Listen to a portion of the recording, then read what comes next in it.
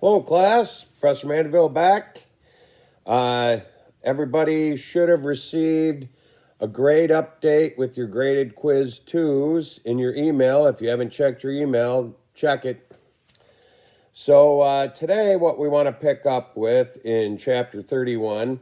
Last time I talked to you, we were covering the amazing 100 Days Congress of 1933 under brand new President Franklin Delano Roosevelt. So we want to turn in our books to page 751, and you have another table similar to the one we were reviewing before, table 31.2, which shows us later major New Deal measures or programs. So we're going to pick up with that, and as you can see, if we follow along with this once again, the first one there is the CWA, or the Civil Works Administration, created in November of 33. What this did was create temporary jobs for civilians and put people to work temporarily as they're attempting to find permanent employment as the New Deal is implemented. It gave jobs such as, especially to younger people, raking leaves, snow shoveling for the elderly, and things like that to give them some temporary employment. The next thing on the chart, FDR fools around with the gold reserve again. We're not going to cover that. The next one, way over to the far column of reform, the reform to the stock market is finalized, and the Security and Exchange Commission, or the SEC, is put into place to augment what was done in the first 100 days. And that's still in place today. That's what regulates the stock market.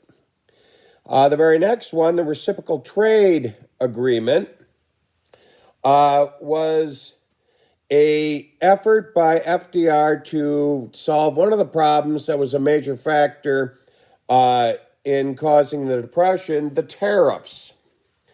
So with the Reciprocal Trade Agreement, this will supersede the old tariff law, Macomber-Fordney, and what this allows is FDR to negotiate trade by trade agreement with different countries where they will both lower their tariffs by the same exact amount. So, as the name implies, it's reciprocal. This is especially effective with Central and South American countries. FDR will negotiate trade agreement after a trade agreement in the Western Hemisphere, and because of that, he will become a champion in especially South America, because he'll put the reciprocal trade agreement together with his foreign policy towards Latin America, known as the Good Neighbor Policy, which we'll cover in the next chapter. But FDR becomes a real champion in Latin America because their economies will recover faster thanks to these agreements. Now, the next one you can see there is the FHA, the Federal Housing Administration, created in 1934. This is an agency that still exists today. The FHA, what their purpose is to give loans backed by the government to people who typically would not qualify for a mortgage through a bank. So part of what they do is that it requires little or no down payment, and it also makes the interest rates lower because it's subsidized by the federal government. This was to put millions of Americans back into vacant homes that had been foreclosed during the Depression, and today it puts young homeowners into homes who typically cannot afford to save the 10 to 20% down payment and so forth. So, FHA persists still to this day. We're going to skip Fraser Lemke and the Resettlement Administration get right down to a very important one, the WPA, or the Works Progress Administration. Now, the WPA is a massive program, especially for its time. It's going to allocate $11 billion to public works programs, and it's going to build public buildings all across the country, and especially in Washington, D.C. Now, there'll be massive building projects happening in our capital, and a lot of critics will argue, what in the world is FDR doing? He's building these giant buildings to house federal bureaucrats, and we don't have that many. And FDR assured everybody that these buildings may be vacant offices for the time being, but as soon as we recover from this, they'll be filled with federal employees. And obviously, sure enough, he was correct.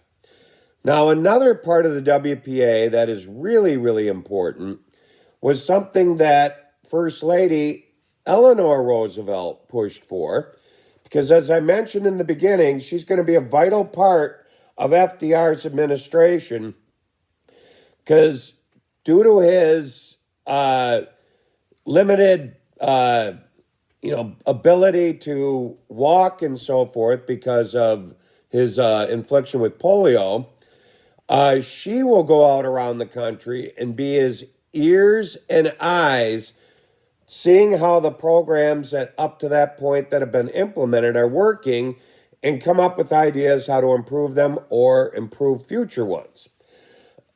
She certainly has an impact on the WPA, because in her travels around the country, one thing that she hears time and time again, artists and authors are becoming a dying breed in America.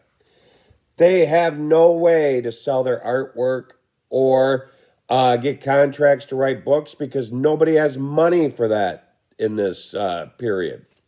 So a lot of really talented American artists and authors are being forced to take menial jobs because they can't make ends meet with their craft. So part of the WPA, the building of these new public works projects, artists who are struggling at the time and who will later become quite famous will be hired to paint paintings for these buildings, paint murals in the buildings. And that's why a lot of our buildings from this time period now have art masterpieces in them that artists at the time that nobody heard of were commissioned by the WPA to put them to work painting paintings and murals. Another way that it saved authors, for example, is one area in America that money from the WPA was aimed at, thanks to Eleanor Roosevelt, was libraries across America, like the one I'm sitting in today. They were certainly struggling because they always feel the budget cuts when there's hard times. So libraries were subsidized to keep them open with the WPA. And part of what they did is they would subsidize a group of employees who would work half the day in the library, shelving books, checking them out, all the things that a page would do. And then in the afternoon, they would be allowed to go into the back room and work on their latest writing project. Now, one author in particular was saved by the WPA and went on to greatness that you're all familiar with. That's the famous John Steinbeck. He was saved by this library project of the WPA. So, WPA, very important act. The next one, the Wagner Act, creates the National Labor Relations Act and Board, which is very important to labor unions in America. It still exists today, and it mediates disputes and upholds the rights of organized labor in America. Right underneath that, you'll notice in 1935, an extremely important act is passed, the Social Security Act. And there's more to it than you just typically think when you think of Social Security. The first thing that Social Security did was, for the first time in America, created unemployment insurance, which many of you are aware of today with the massive number of unemployment applications in America due to our shutdown. This is what created that system originally in 1935. Another part, obviously, of the Social Security Act is it created pensions for senior citizens who didn't have one or had lost it when their company went bankrupt. During the Great Depression, a lot of companies went belly up, and back in that day and age, they didn't have to separate and protect their pension funds, and those would go belly up also. So you might have, for example, a 70-year-old person who worked for his entire life for the railroad. All of a sudden, he gets a little note with his pension check from the railroad. This is the last one you'll receive because the railroad has gone bankrupt. What's a 70-year-old person supposed to do then? Go back to work? So, this creates a pension through the government, and obviously the way that it works today is they take money out of all of us who are working now, our paycheck. If you look at your paycheck stub, the FICA deduction is paid into your personal Social Security account. But the money we're all paying in right now pays for the Social Security of our parents or grandparents who are collecting it presently, and will continue on. That's the whole plan for this. But one problem that has arisen with Social Security is sometime in the 1960s, people started to become very dependent on it as their retirement. It was never meant to be a person's retirement. It was supposed to give you the basics to be able to survive. And then on top of it, if you have a company pension or IRAs or whatever, that's how you're really going to survive when you retire. Unfortunately, that was distorted, and that's why we're in trouble with this today. Now, also, Social Security, and the third part of it as created and still exists today, people with permanent disabilities but who have not yet reached retirement age can be eligible for Social Security also.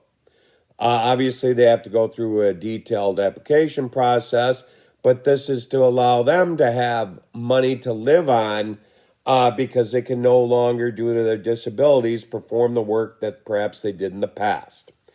So obviously, the Social Security Act of 1935, an extremely important act. Now, the next one that we want to talk about is one that I inadvertently skipped right after the reciprocal trade agreement. So if you go back up on your chart, in June of 1934, Congress passed the Indian Reorganization Act.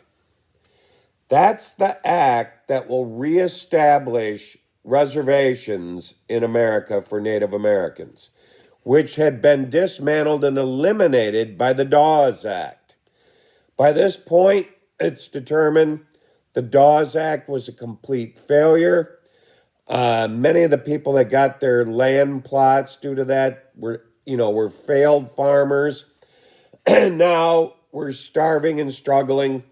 So Indian reservations were reestablished by Congress and FDR in 1934, and obviously they still exist today. Now, if we go back down the chart to the next one that we're going to cover, that's the second AAA, or Agricultural Adjustment Act. Now remember, we covered the first one as part of the original 100 Days Congress that paid farmers not to farm and revived our whole agricultural system very quickly.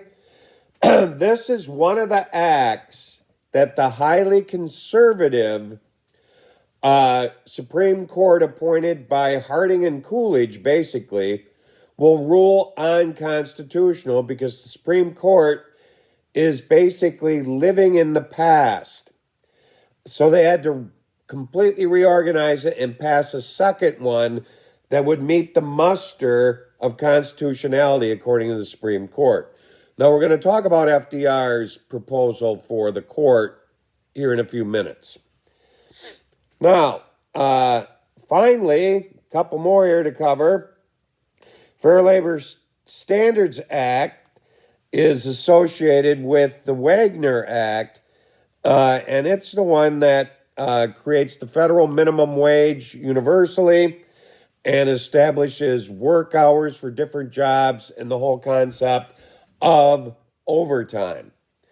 And then finally, the very last one, the Hatch Act, is an act that regulates people who have federal bureaucratic jobs or even state bureaucratic jobs from also running for public office and holding both simultaneously. So, for example, if let's say one of our county legislators worked for the New York Labor Department, they could not also run for the county legislature and hold that position simultaneously, according to the Hatch Act. It covers state and federal jobs, and it's to reduce, obviously, conflicts of interest and potential corruption. So that sums up what we're going to cover in the second round of New Deal measures. And as you can see, the New Deal was very complex, but you needed something that complex to take care of the worst economic downturn in American history. And it established a lot of the safety nets like unemployment, Social Security, and so forth that we take for granted today. So the next thing we want to talk about is a horrible event that sort of added insult to injury during this time period, and that's the Dust Bowl. Now, same year that FDR took office, the beginning of a horrible prolonged drought that will go on for, in some cases, over 7 years, known as the Dust Bowl. And if you look in your book on page 757, we have a map that shows where this was centered. And unfortunately, this horrible drought where, especially the region in the red and orange will not receive a drop of rain for 7 years, is right smack dab in the middle of what we refer to as the breadbasket in America, the Great Plains, and all of our farming industry. Now, this horrible drought hits this area, and because of it, ultimately, as time goes on, it's going to create a mass exodus of small farmers who are going to have to leave the region because they can't make a living there anymore.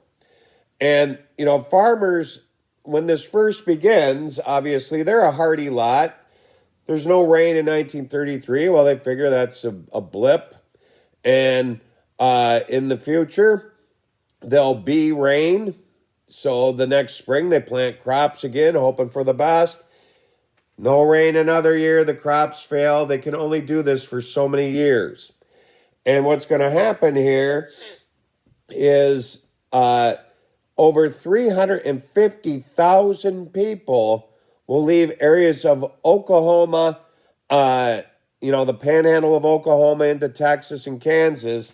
And if you look on the facing page, 756, here is a poor family who literally, they're called Okies because they're from Oklahoma, walks to Southern California in search of work. They literally walked there. You can see Dad pulling the wagon with one of his children in it, and the rest of them walking along all the way to Southern California where they can work in the vegetable fields and the grape fields of California. Now, also associated with the horrible Dust Bowl, if that wasn't bad enough, there's a disease that goes along with it that's still pretty mysterious. All this dust, as you know, you go without rain for 5, 6, 7 years, the topsoil will dry so much, and this is a windy area, you have dust storms. And the dust clouds are black from the topsoil because it's blowing into another state. Now, this causes severe lung conditions in many people and even a bacteria infection in the respiratory area that a lot of people fall victim to during this period if the drought wasn't bad enough. So, the Dust Bowl's a horrible event, as if we didn't have enough horrible things going on in the Great Depression. It's kind of like, as I said before, adding insult to injury. Now, the next thing we want to talk about is the election of 1936. Franklin Roosevelt will be running for re-election, and 4 years into his administration, things are starting to really look up in America. People are back to work thanks to all the New Deal programs.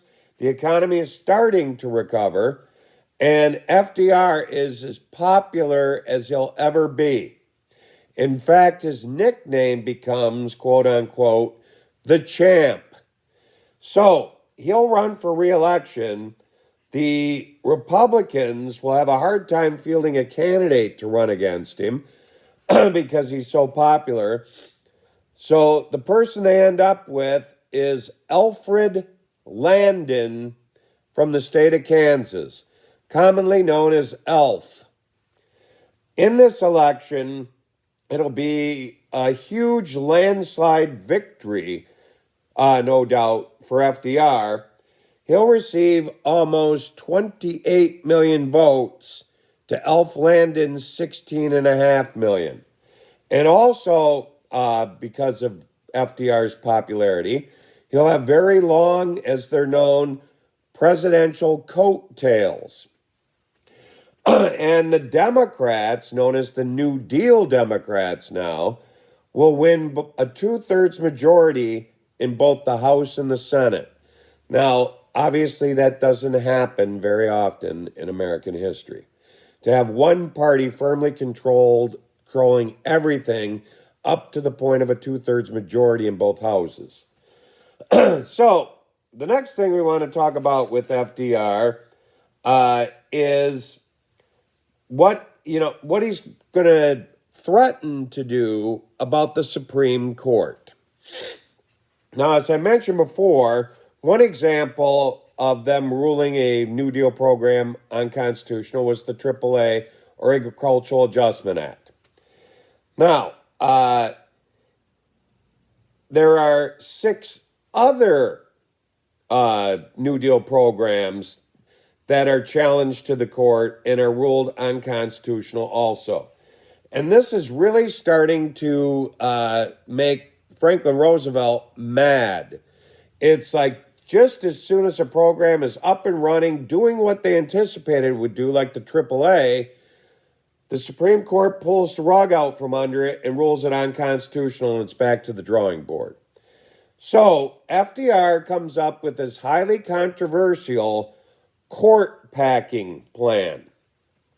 Now, with this plan, what FDR, and if you take a look, this is covered in your book on page 763 in the final column there. Let me explain this to you. The Supreme Court then and still today has 9 justices on it. Now, at the time, there were 6 justices that were over the age of 70 on the court. So what FDR proposed that he's going to present to Congress, and one thing you need to remind yourselves of, Congress sets the number of Supreme Court justices. It's not in the Constitution. He suggested that they add 6 justices, one for each member over 70.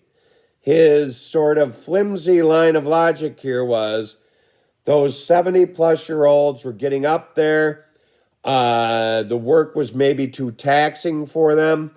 So if you add 6 more members, it'll spread the work out and help these old boys cope with it. The real reason is, in all these decisions that have ruled programs like the AAA unconstitutional, they've been 6-3 decisions. If you add 6 brand new members, which FDR will appoint, and the Democratic Senate will confirm, they will all be New Dealers also. So that'll shift the vote from a 6-3 against decision, obviously, to a 9-6 in favor vote in the Supreme Court, with a grand total of 15 members now.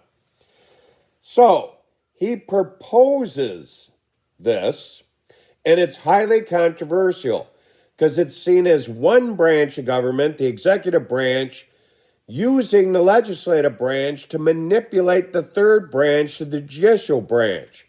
And pure constitutionalists are pretty angry about this, both Democrats and Republicans. Now, what's going to happen here is all FDR is going to have to do is threaten to bring this to Congress. Because very quickly, one justice will change the way he's voting. Justice Roberts, that's a popular name for Supreme Court justices, all of a sudden switches the way he votes. And when he was interviewed as to why, his quote was, "A switch in time saves 9, meaning the number on the Supreme Court. Immediately, another justice resigns, so that creates a situation where with Roberts switching and a new appointee, you got 5-4 decisions in favor. Then within the next few years, 4 of the 70-plus-year-old leftovers from Harding and Coolidge will retire, and then all this ruling of New Deal programs will come to a screeching halt. Now, many argue that this was FDR's biggest political mistake, coming up with this so-called court packing plan. Now, next lecture, we'll be getting into how I argue, no, it wasn't. It showed how brilliant of a politician FDR truly was. So, I'm going to sign off for now. I'll be back after I take a break, and we'll pick up with FDR going into his unprecedented 3rd and 4th terms, what leads us into World War II, and ultimately World War II. So I'll talk to you in a few. Bye now.